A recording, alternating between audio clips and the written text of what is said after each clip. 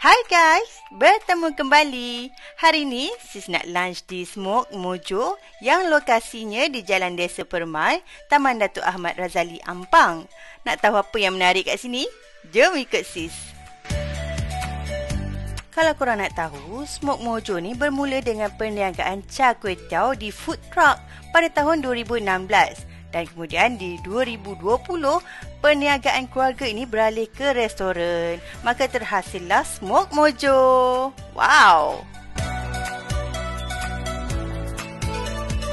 Wah, hidangan dah pun siap. So, inilah dia antara best seller di Smoked Mojo yang korang kena cuba, korang kena order. Ambil bau je pun dah sedap. Yang sis Zack makan ni adalah salted egg seafood spaghetti.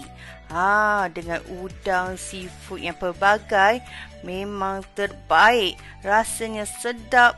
Ush, tak boleh cakap lah. Memang kena try.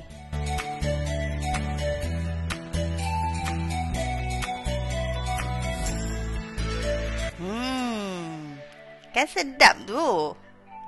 Yang ini pula sis cuba mi goreng sotong. Bukan mi goreng mamak, mi goreng Smoked Mojo.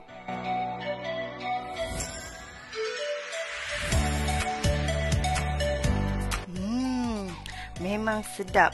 Korang memang kena try juga yang ini. Dah kenapa nak kena berebut? Kan boleh makan bersama. Yang ini pula kami cuba Korean fried chicken. Tak perlu berebut ke mana-mana. Makan je di Smoked Mojo. Antara best seller dekat sini.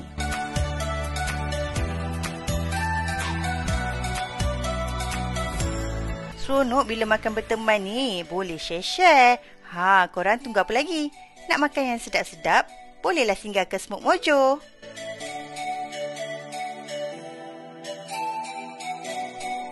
Untuk minuman pula, sis pilih vanilla milkshake. Sedapnya tak terkata. Si Z pula pilih mojito. Kalau tengok kat sini kan, air dia sangat refreshing. Betul. Tak salah kan kalau lepas makan tak ada dessert. Kat sini pun ada pelbagai jenis pilihan kek yang korang boleh cuba. Yang sis makan ni adalah Lotus Biscoff Cheesecake Bar. Kita rasa. Memang sedap dan sangat menarik. So guys, tunggu apa lagi? Jomlah terjah. Hai, saya Hafiz dari Smoked Mojo. Kami menyajikan Asian and Western food seperti char kway teow, mi goreng sotong, pasta, lamb chop dan chicken chop dan lain-lain menu yang istimewa. Kedai kami beroperasi daripada hari Selasa hingga hari Ahad, buka daripada pukul 5 hingga 11 malam. Boleh follow kami di Instagram Smoked Mojo dan follow di FB Smoked Mojo KL. Okey. Dan call kami nombor di Smoked Mojo KL Facebook. Terima kasih to Team Better Brown kerana mengunjungi ke Smoked Mojo. Dan apa lagi, pada peminat Team Better Brown, datanglah ke Smoked Mojo. Terima kasih Smoked Mojo. Korang yang tak boleh rentas ke mana-mana, apa lagi? Jomlah.